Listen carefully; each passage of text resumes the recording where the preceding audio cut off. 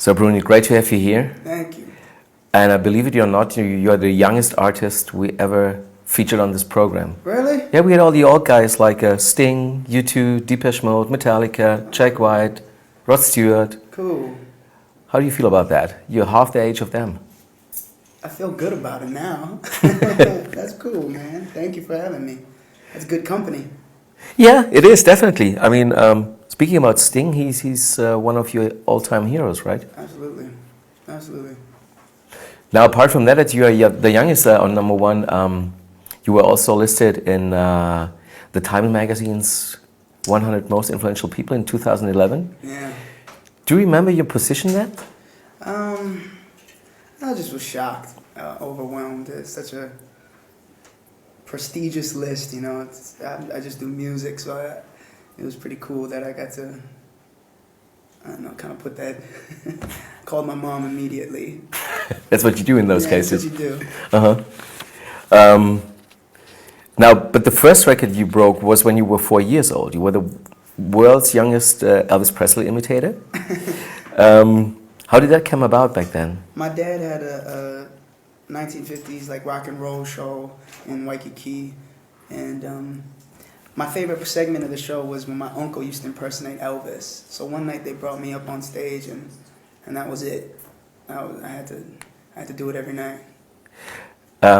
Did you already have the feeling back then that you were like made for stage performers? I just loved it. I think as a kid I loved the microphone and hearing my voice louder, amplified, and it was just fun. I remember it was a lot of fun for me. You look so great, so genuine. Yeah, well, it's I loved it. I was a little ham. Can you still do this? Kind of, not as good as I used to. Better as a kid as now? Better as a kid, I kind of lost it. Funny. Now Elvis once said at a press conference that it's very hard to live up to an image. The image that he had to give. Do you have a feeling like that? I don't know. I don't really focus on image and branding and stuff like that. That's kind of corporate stuff. I just do what I like to do and write a song and perform it. Mm-hmm. I guess hopefully that's my image as a songwriter. And after you moved to LA from Hawaii, you got there, and what was the reason to leave Hawaii in the first place? I think I needed to take a shot at the big time. I wanted to make my album and start writing my own music, and I've been performing my whole life in Hawaii, in Waikiki, and parties and weddings and shows and anything you could think of, restaurants, bars and clubs, and I feel like I did a lot in Hawaii, and I wanted to, as soon as I graduated high school, I wanted to take the next step and hopefully do it even bigger. So you got there to LA airport with just your suitcase, probably? Mm-hmm. It wasn't even my suitcase. Any money? Absolutely not. I probably had about $600. I saved up $700 maybe. Now, what was the plan then? I mean, how did you feel at this special moment, getting there and having no clues about what's going to happen next? It was exciting. I was young. My sister helped me out. She let me stay with her for a year, and I got signed to Motown Records. That didn't really work out, but I had to learn. It's such a learning process and a lot of rejection. I think people have to understand that that's just a part of the what it takes to kind of finally come up with your own album, is that you need to be rejected over and over and everyone telling you you're not good enough, and to kind of break through that's what it takes. What did you do to earn money in the first years? I was living off of a lot of borrowed money, borrowing a lot of money. Mm-hmm. And my sister helped me out. I had a lot, great family. And after I got signed with Motown, that kind of kept me afloat for a little while. Okay. But that didn't work out properly with Motown, right? No.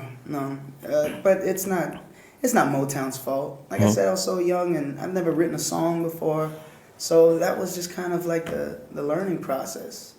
And to be an artist, you know, I was just kind of frustrated of telling producers and songwriters, like, I want a song like this and like this. And you know, nobody can do it but you. So I figured that out. It's not like the movies, you know, where you sign a contract and all of a sudden hit records are falling on your lap, and it's not like that. How important was it at that stage to get introduced to Phil then? That was the biggest mistake of my life, meeting that man. No, he's my best friend. And, Yeah. you know, that was the turning point for me, because when I was signed, I was working in studios, and I just felt like, man, this isn't fun. You know, there's so much ego, and everybody is, you know, it wasn't music. It wasn't like why I wanted to do music. Why I want to do music is because I don't want to wear a suit and you know, work in an office. Yeah, that's why I wanted to do music, because I felt like it was fun. And for the first time when I met Phil, you know, it brought the fun back again, because here's this guy who walks in the room. He's hilarious and extremely talented, and he just loved writing. He loved writing songs and singing, and that's how I felt. So it was such a breath of fresh air. Did you have any plan B? Like, if it doesn't work out with the Well, music? plan B was going back to Hawaii and singing at some restaurant with a ukulele. All right. So how did it finally up with getting the record contract at Atlantic? Was that like the second breakthrough for you? Yeah, they gave me the shot when everyone was saying that my music was maybe a little too unorthodox, and they don't really know how to package it, and what market do they sell it to, you know, what radio stations would play this song or that song. They kind of just let me do my thing and trusted me, and I'm so thankful for that. Do you remember that special moment when you thought, well, I've made it, I'm kind of a star now? I had a #1 record. No, definitely when Nothing on You with B.O.B. went #1. It was definitely like you can't explain that feeling. You know, you fight so hard to try to get your music out there, and it's finally out there, and people like it enough for it to chart that high. It's definitely a proud moment. Now, after you had your first, like, say, 3, 4 #1 hit singles, some people already started to call you like the next Michael Jackson. How did you feel about that? Look, it's an honor to be, you know, even mentioned in the same breath as Michael Jackson, but there's only one Michael Jackson. There'll only ever be one Michael Jackson. You know, he's the best. And as far as, like, I don't know if anyone has done it bigger or better as far as music videos and pop culture and just music alone. You know, I can't compete with that guy. And he's of course, anybody my age, he's such an influence on. You know, you hear interviews with Beyonce and Lenny Kravitz, and it's all Michael Jackson. You know, it's like a lot of reasons why a lot of these musicians are musicians because of Michael Jackson. So it's very flattering, but yeah, it's kind of like that's Michael Jackson. Now, but similar to him, you also grew up in a very musical family, and you started making music at a very young age. Did you sometimes have the feeling that you were like robbed of a proper childhood? Oh no. If anything, I was begging for them to put me. You know, there was nights where I was sick as a kid, and I was begging my mom, please let me go up there, let me go up on stage, and you know, she wouldn't let me because I was sick. It was just, I was addicted to it, man. You know, I loved it as a kid. I had so much fun. And mentioning your mom, and you also have 4 sisters, right? Yeah. So growing up among so many women, what kind of effect had that on you? Is there something valuable they were able to teach you? I think so. I say, you know, my songs, some of the love songs I write, I might have an inside of because of my sisters and dealing with the guys they were dating and having to hear them. I wish you would just send me flowers sometimes. I wish you would surprise me and make me feel this way. You know, I would hear that all the time from all these women because that's where I lived. And I think maybe it probably helped me a little bit understand women a little more. You anyway, you have the talent to write great love songs. Some of them are very joyful and happy, others are very dark. What's your personal experience in the field of love? Is it enough to like write these great songs? I mean, there's two sides. There's that great side of, you know, you're amazing just the way you are, and there's another side like Grenade or When I Was Your Man. Mm-hmm. So, you know, I try to take my personal experiences and put it in song form.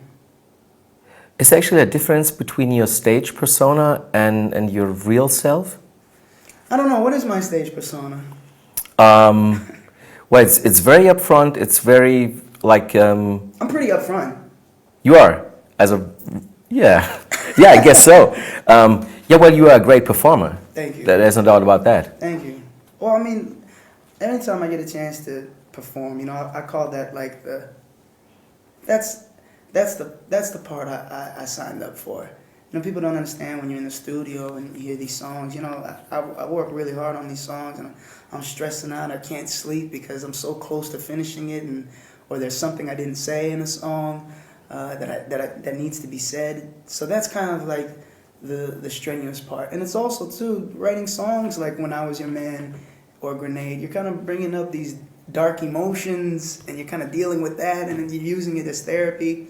So at the finish line for me is when I get to perform it and you know, enjoy that. How hard is it to write a great song, not just an okay song, for you? I don't know what people are gonna like. For me, I know what I think is a good song that excites me. So I'm always constantly looking for that feeling. Every song I write, you know, if I'm not excited, then you won't hear it. I definitely wrote some terrible songs and some songs that I threw away that I hope no one ever hears. But you know, there's certain songs that I just remember that feeling when we wrote F You with CeeLo or Nothing on You and Locked Out of Heaven. You know, there's a feeling that I get that I like, and I'm genuinely excited. I never know what the people are gonna like or if radio's gonna like it. By the way, great poetic lyrics.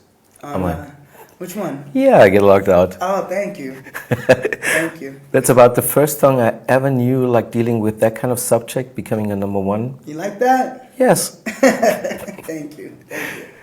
Did everybody like it? Everyone knew that it was different. You know, I wanted to do something different.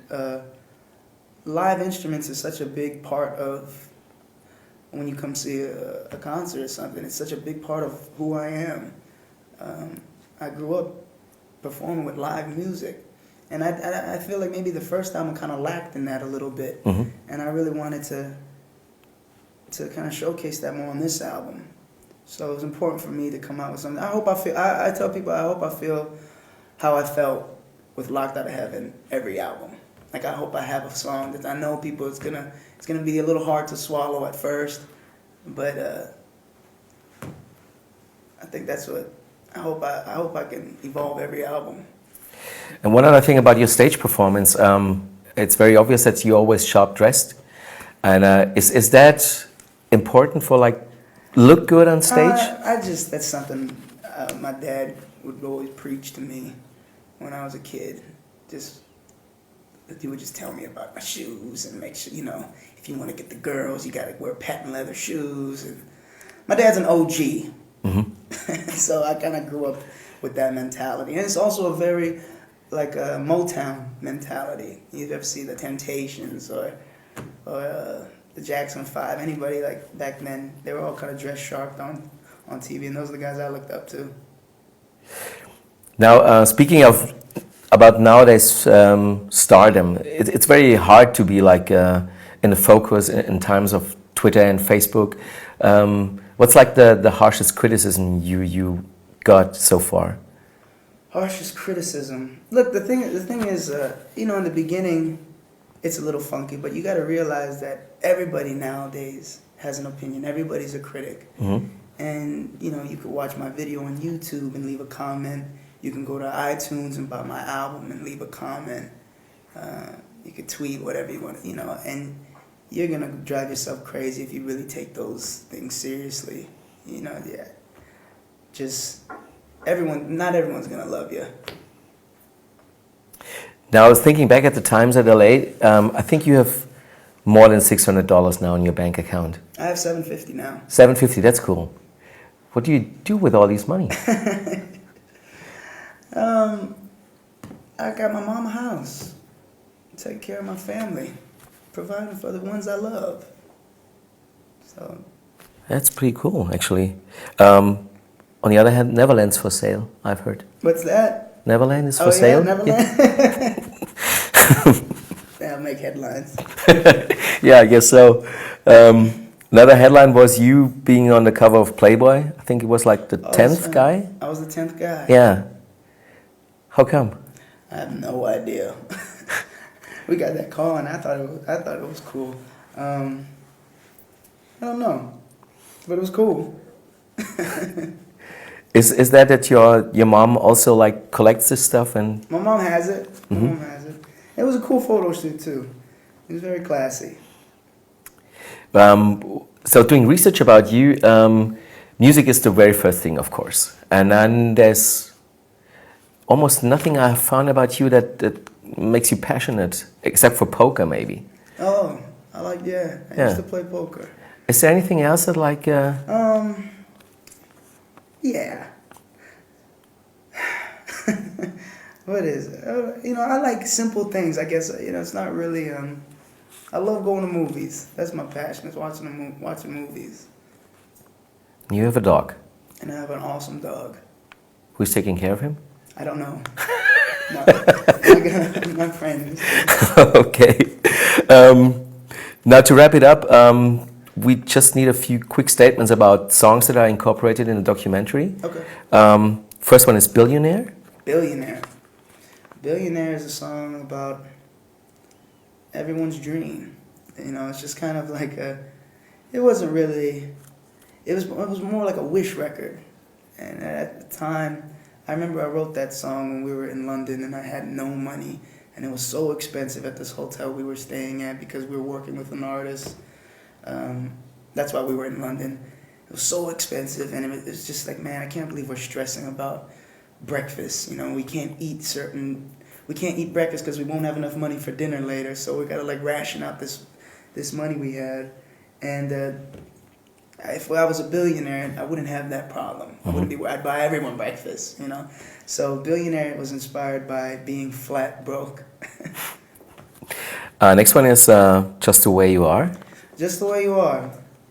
I love classic love songs. For me, songs like You Are So Beautiful or Wonderful Tonight by Eric Clapton. It's really difficult to write a straightforward love song. But sometimes when you get it right, like those guys got it right, it's you'll hear that song forever. I'll hear Wonderful Tonight at every wedding, that's the first dance, and it's just an amazing, beautiful song. I've heard Just the Way You Are at the last wedding I've been to. There you go. Next one's Grenade. Grenade is about a woman who I gave my everything to and she didn't get it back. And it's hard. It's hard as a man, to kind of put that all out there, like this woman didn't love me as much as I loved her. Because you sound like a wuss. But sometimes I use these songs as like therapy, like I said. It's just about, I'm sure there's plenty of people that have been in that situation where you love this girl and you do everything for her, but she wouldn't do the same.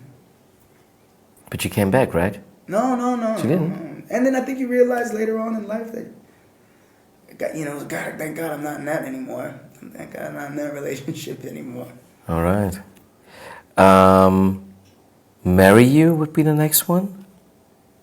That one, I mean, that was just goofing off in the studio. I think that one surprises me the most because I went into the studio and Ari, the other dude in the Smeezingtons, you know, was kind of messing around with some chords, and I just started singing, "It's a beautiful night, we're looking for something dumb to do." Sometimes songs just come out like that, man, you know? And it was so silly, and it's talking about getting drunk, maybe a place like Vegas, and doing something wild, like getting married on a whim. But that one is being played at weddings, and people are proposing with that song. That bugs me out. It's weird. Yeah. Except for the title, of course. But it's cool, though. It's nice. It's becoming a soundtrack to, you know, a lot of people's lives. Yeah. There's two more. When I Was Your Man. When I Was Your Man. I think that's a difficult song for me to write, and it's, you know, I try, man. I'm trying to make these songs as honest as I can, and I think when we finish that one, we're pretty. It's one of those songs, you know, that's like, I messed up. Last one is Locked Out of Heaven. We had a brief talk about that. Sex, baby. That's what that song's about. Sex, sex, sex. Yeah, as I said, it's a very poetic praise of the part between women's legs, right? If I'm not wrong. No, it's not. It's not. I don't know. It's just basically how you know, this woman makes you feel like you're in paradise. You've never felt like this before. This is what. So it's more metaphorical than anything. It's a metaphor. Okay. And about a vagina. No. Yes, Edit that's that. what it's called. Edit that. To be correct anatomically. All right, thank you very much, Bruno. Thank you, man. Appreciate it.